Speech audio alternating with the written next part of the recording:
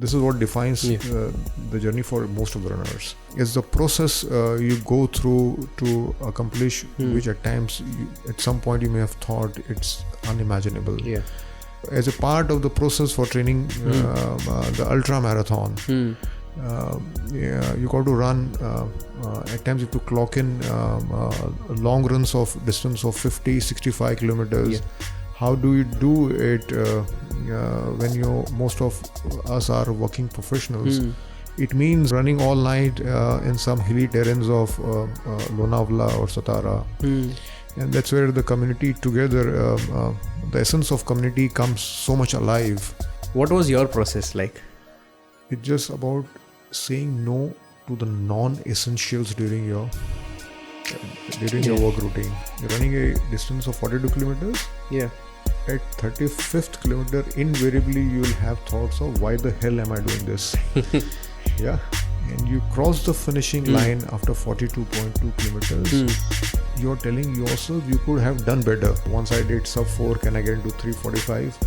Can I do sub 3:30? This is how the goal post has been. Why do you hit the road? Hello and welcome to Hit the Road. This is India's #1 podcast for all you endurance athletes. My name is Rohan Thakar and welcome to another big bang episode. Often when we are working, when we are not working, we as endurance athletes, we think about how can we, get a little performance boost.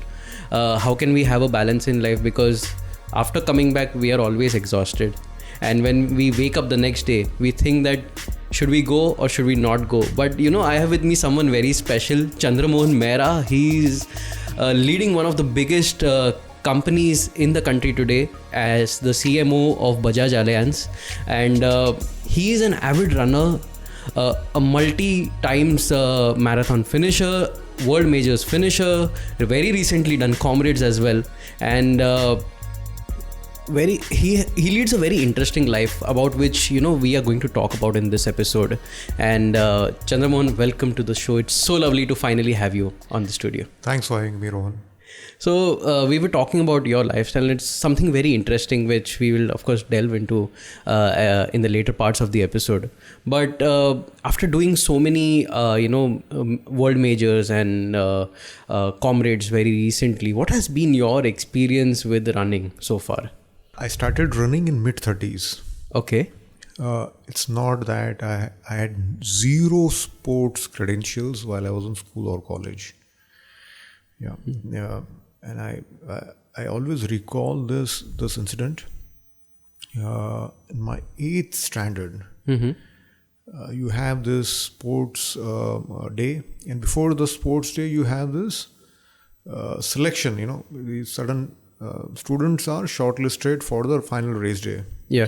So I remember that event. It was a 200-meter race, and I participated, but I had a tough time completing the 200 meters. I remember there was the number one racer, and he offered me Glucon-D. Okay. And I couldn't, despite that, I couldn't complete, Yeah. And it was sort of I perceived that as sort of a ridicule to my limited athletic capabilities. That point, I just shut off from sports and particularly running. Okay. I grew up as a very skinny teenager. The only way I could overcome this and build confidence is when I started gymming. I started working out a bit during my college, and I continued the strengthening through the later part of my even my early career. Mid-30s, I registered for the Standard Chartered Mumbai Marathon then. The full marathon? No, I started with a half marathon. Okay. Because I built a bit of confidence while running on treadmill as a warm-up or cool-down before or after the strength. Right. Then I thought, why not give it a shot, and registered for half marathon. Yeah. This was, I guess it was 2006. And this is when I did my first half marathon. Right. And then for it was an experience by itself, training, and then finally during the race day. That's almost 20 years back now. So I did a few half marathons, and I said that's about it. Then I paused. I wasn't going to, because this is something I wanted to try it out. And after that, I switched off because there are other priorities in life. I was going again for my another higher studies. I was going to be traveling abroad. Then I paused. I switched off from running. Okay. This was till 2012. At 2013, my wife, she continued running. She graduated. We started running together. She graduated from half to full marathon, and she had already started running international marathons by then. Wow.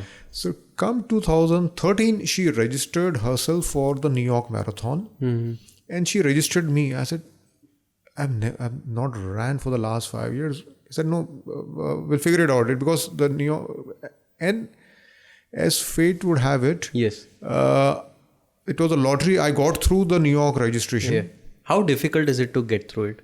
I was lucky at that point in time. In 2013, it was the ING sponsored New York Marathon. Maybe it was their last edition or something. I got through the lottery.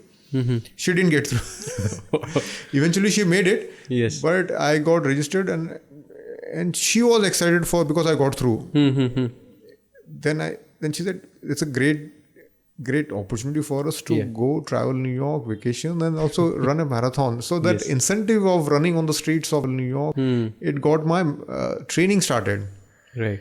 So it was 3.5 months of some training, basic training, and eventually managed to cross the finishing line of the New York Marathon. That was my first full marathon. Right.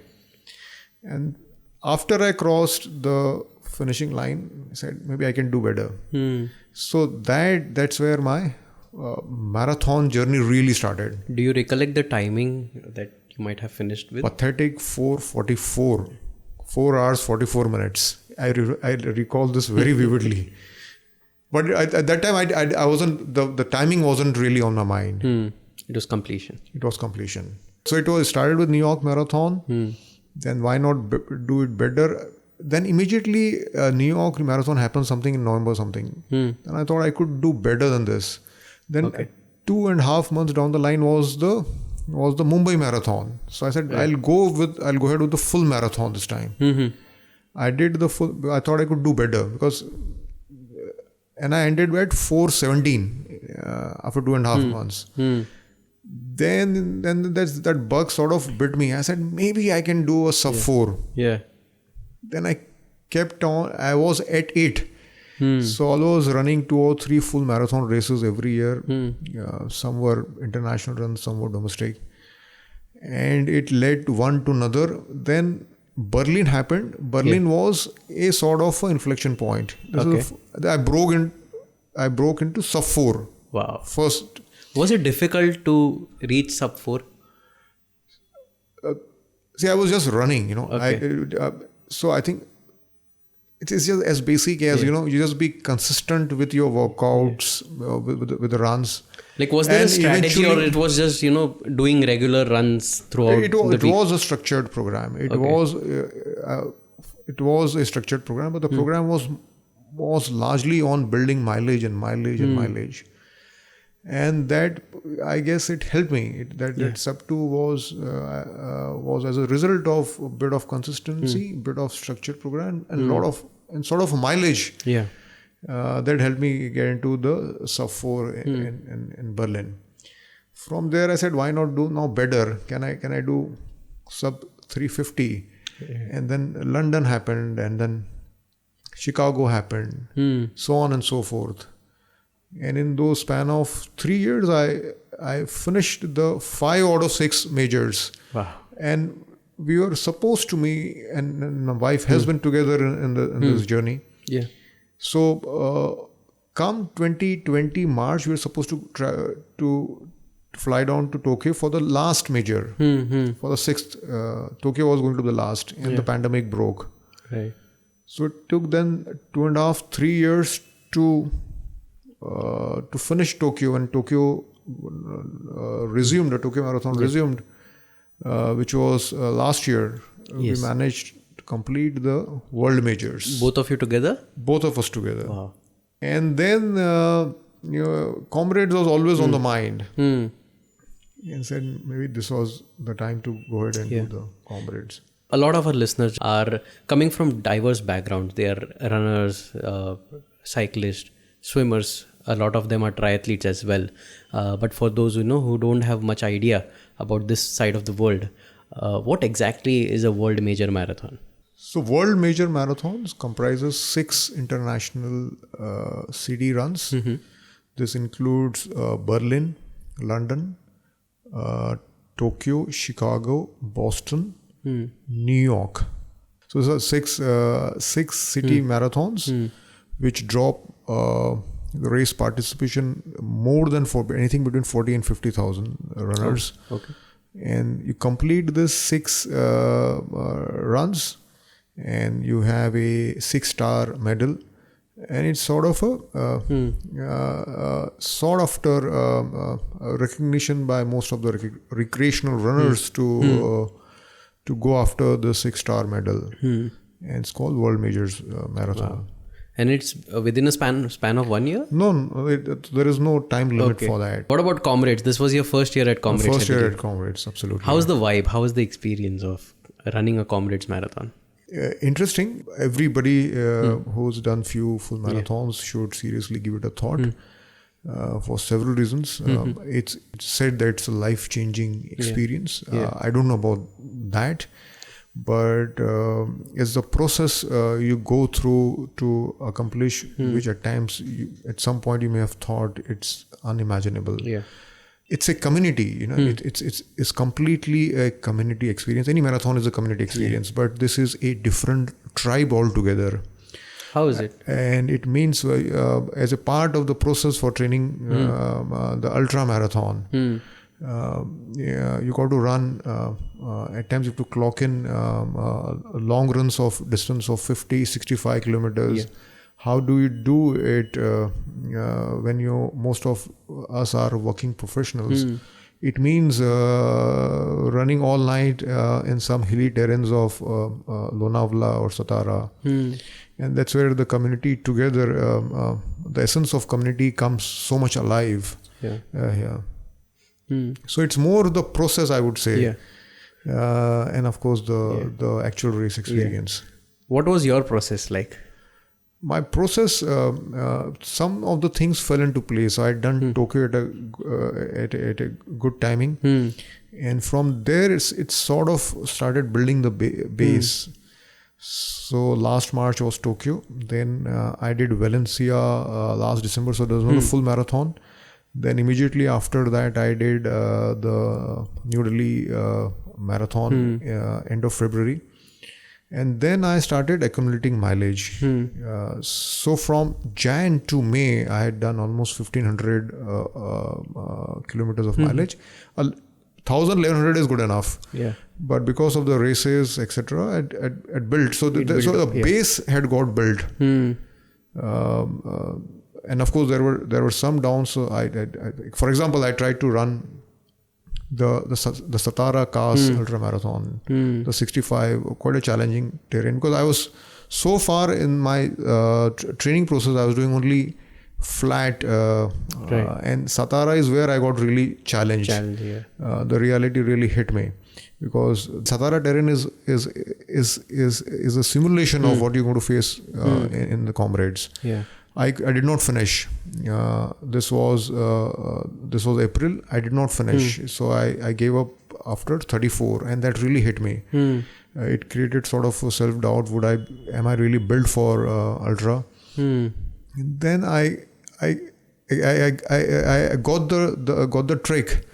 It's a lot about walking on the elevations. So I was missing on that. Since I was on the full marathon, I was focused on the finish times. And completely obsessed with the finish time, and it was flat terrain, and I tried to replicate the same strategy at Satara, and that's where I got it. So then I started clocking a lot of mileage on walking, particularly on the elevation. So that is the key intervention I made in the April, and that really helped me. So April to pre Comrades, a lot of that was walking sort of a mileage that was built. And there was some training days where those things like tranches run. So Sunday running from 8:30 to 12:30 during daytime, so that one gets accustomed to the running in heat and running in sun. Those sort of things really help me prepare for the Comrades run. Yeah. Where does it start from?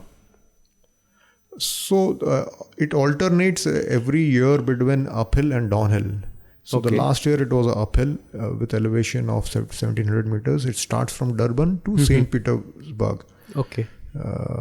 This distance was 86 kilometers this time. So next year it's going to be downhill. Okay. So climbing uphill, like the entire marathon, I believe is an uphill battle. So Satara definitely helped you. But I'm really curious, like, you have a day job which, is very demanding. You have to travel most of the times. So how is it that you are able to find that balance in doing so many things at the same time, giving yourself time to train? It's just about saying no to the non-essentials during your work routine. Because this question, I'm sure it arises to a lot of people, like, if we have to train for a marathon, there has to be, how will I be able to do it? My work schedule is this. I have to drive from this place to this place every single day. I don't have any energy left. Like, what is it for you that, it kept you to keep moving forward? So it's all about, as I was saying, it's all about saying no to the non-essential things. Okay. And if you're able to do that, you have to identify what are the non-essential things. Of course, the work, family takes a priority, but you got to figure out what is that you want to eliminate in your routine, so that you follow a certain process about whatever it is, nutrition, your sleep time, so on and so forth. Once you are able to crack that, and one can achieve a balance, enabling to accomplish all goals, your work related goals, your family, or your passion goals, whatever. Can you take us through your process? Like, how did you manage to achieve this?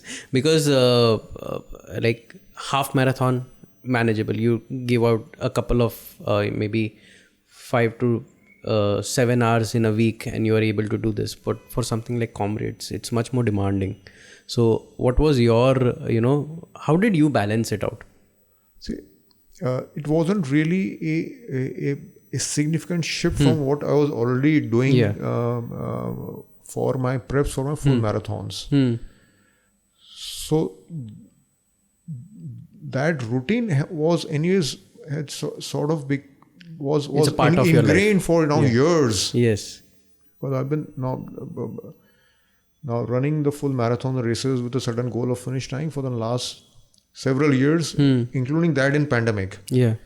So that process was already defined. I had to make some additions in that process while balancing other things. Example, I had to, for some period in my Comrades training, I had to insert a lot of walking in the evenings to accumulate a certain mileage. So I had to figure out, immediately coming back from work and clocking in that extra hour of walking. All I'm saying is, if you're already doing a certain, if you're already into running marathons and races, preparing for Comrades is not a big shift in your routine. Hence, everybody who is doing full marathons should definitely give Comrades or ultra marathon a shot. So this brings me to my next question. What does a week in Chandramohan Mehra's life look like? Very boring to some, to many in fact. My workplace is in Pune. My family is in Mumbai. Yeah. So by and large, weekends I'm in Mumbai. Monday morning 4:30, typically I leave for my work from Mumbai. Monday happens to be the rest day. I don't run.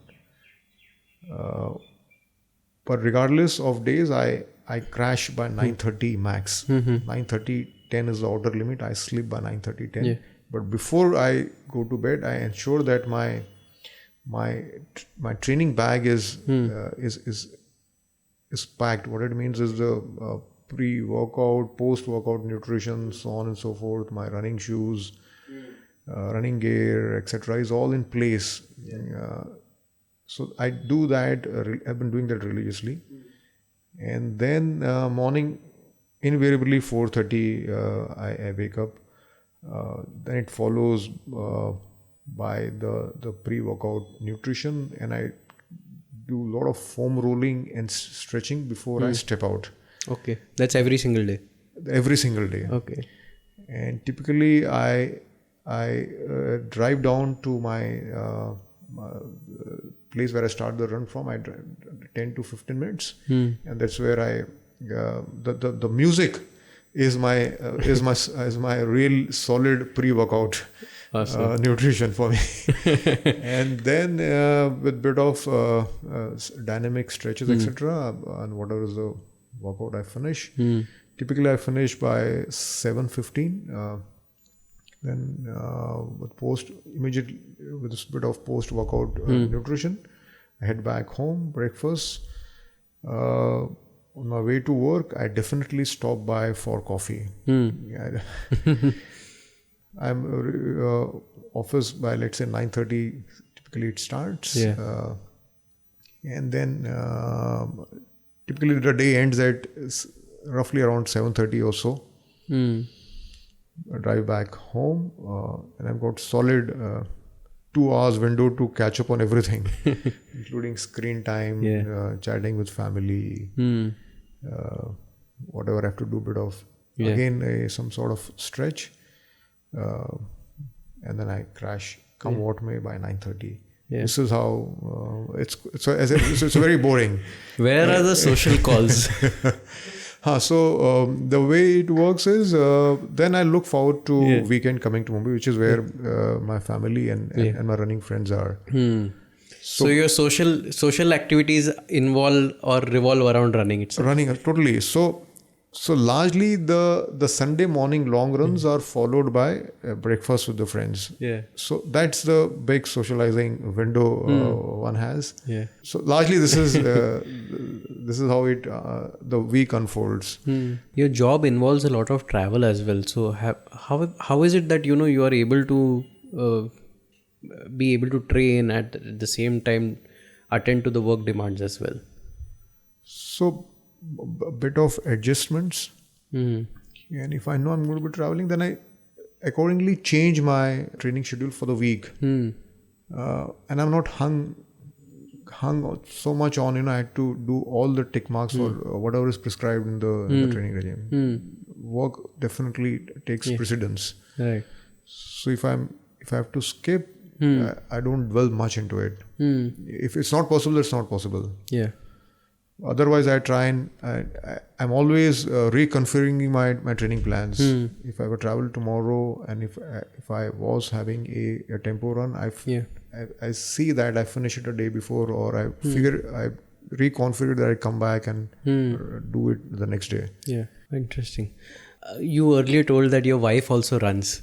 How is it that you both run together? Is there a different of course not a lot of couples run together, but you are one of them. So how is it that is it a competitive nature, or is it collaborative?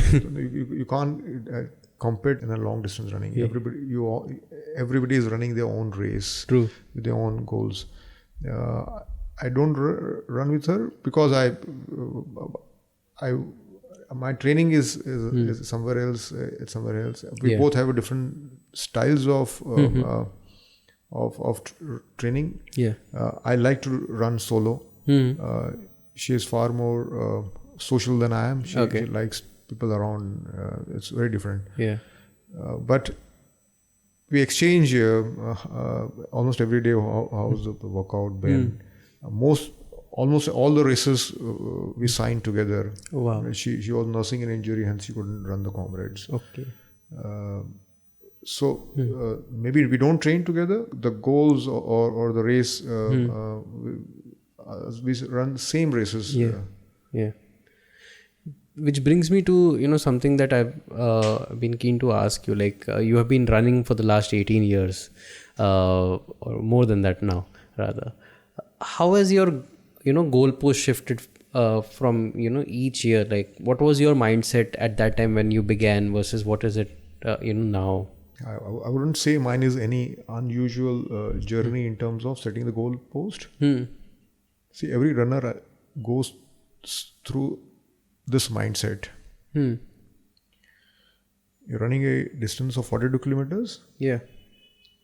At 35th kilometer, invariably you will have thoughts of why the hell am I doing this? Yeah.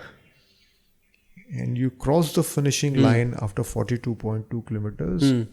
You're telling yourself you could have done better. Let me now train better to get a better finish time. And this is what defines the journey for most of the runners. I never had finish time when I started the journey. So first one, as I said, it was 4:44. Then it was about, can I do sub 4? So once I did sub 4, can I get into 3:45? Can I do sub 3:30? This is how the goal post has been. Okay. For the last year and a half, I'm stuck at 3:20. So it has been 3:21 in Tokyo, 3:22 Delhi. I want to break into 3:20 now. Under 3:20 is my goal. Okay. And I'll just aspire for that. That just keeps me excited, on my toes. That's what I look forward to the next day morning when running, because I have to break that. I have to break into 3:20. I don't know if I'll be able to do that, but that is what keeps me glued into. It keeps me involved. I like to have a sort of a slightly stretched goal. Yeah. Then it makes the journey worthwhile, or at least that keeps me going. And currently my goal is to just break into 3:20, get close to 3:15 is my immediate goal. And hopefully sub 3 very soon. I don't know about that. Yeah. How is this, lifestyle affected, or, like what we do essentially is a part or a reflection of what we do professionally as well, in a way, subconsciously. Has the running aspect affected your professional life as well? Absolutely, in a positive way. It just keeps me focused. I'm able to appreciate the value of time much more than earlier. Keeps me energized. I have a great run, walkout. Go back to the office very energized.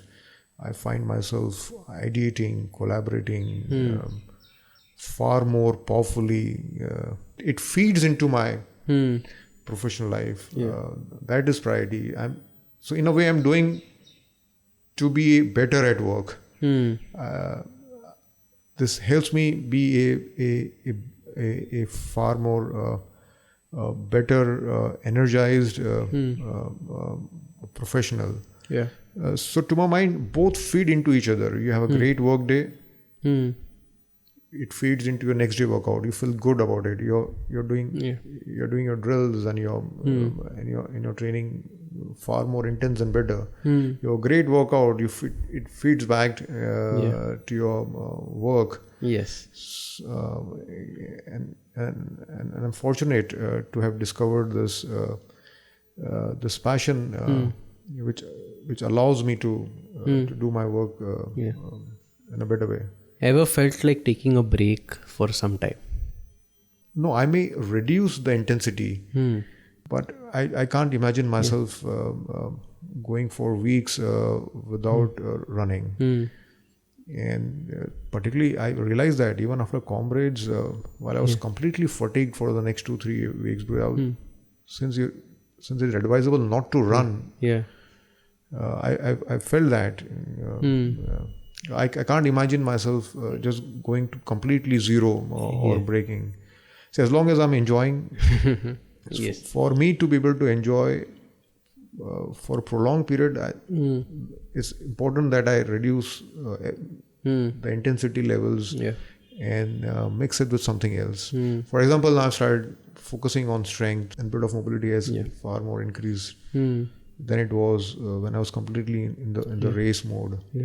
So we are just coming closer to the end, and I wanted to ask you a few quick questions. Sure. So the first is the must-haves in your suitcase when you are traveling. Running shoes for sure. Okay. Protein shaker. And then I have my portable music speaker. Okay. How does the plate look like for you when you eat, when you have your breakfast, lunch or dinner? Largely it's boring. So it's egg whites, chicken and some rice. I just repeat. That's all. Don't get bored with it? Sundays is where I when I indulge. But it's just simple to execute. What would be a cheat day look like for you? With a lot of sweets added on the plate. I like tiramisu, coffee ice cream primarily. Your go-to snack in the pocket? No, there's nothing. But I look forward to micro breaks where I get to have black coffee or kadak chai. I'm just looking for opportunities where I can just take a micro break. Running on hills or running flat? Hills is extremely meditative. Why is that? Hills, of course, is accompanied by great scenic visuals. Yeah, no doubt. And you're forced to slow down. And that's why it becomes that much more meditative. Running alone or going with a group? They say you have to run for long, you have to run together. You have to run fast. You can be alone. Which ones do you choose when? I prefer running solos. But Comrades taught me. Yeah. If you have to go far, you have to do it together with people around. I have a friend, Nikhil Kapoor, who also is based out of Pune. He runs the Atmatan resort. So when I had interacted with him, he told me that your social circle is your currency to move forward.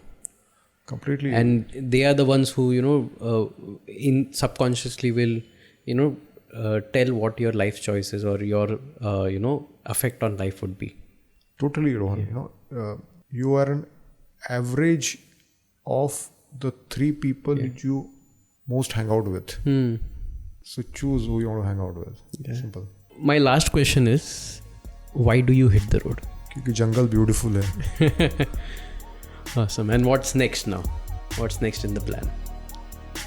Next, if I have the choice, luxury, I'd like to repeat the majors again, improve the finish times. Again, do Comrades and keep doing Comrades as long as I can. It was lovely chatting with you, Chandramohan, and I hope that we can have something like this very soon once again. Same, Rohan. And that's all, listeners. We'll be back very soon with more such episodes, bringing in exciting people, sharing their stories, sharing their learnings along the way, and inspire you to take on new challenges for your athletic journey. That's me, Rohan Thakar, signing off from Hit the Road. You listen to the show on Epilogue Media app, which we have recently launched, and also you can also, of course, subscribe to on Spotify, JioSaavn, Gaana, Amazon Music, Apple Podcast, or wherever you get your podcast from. Goodbye.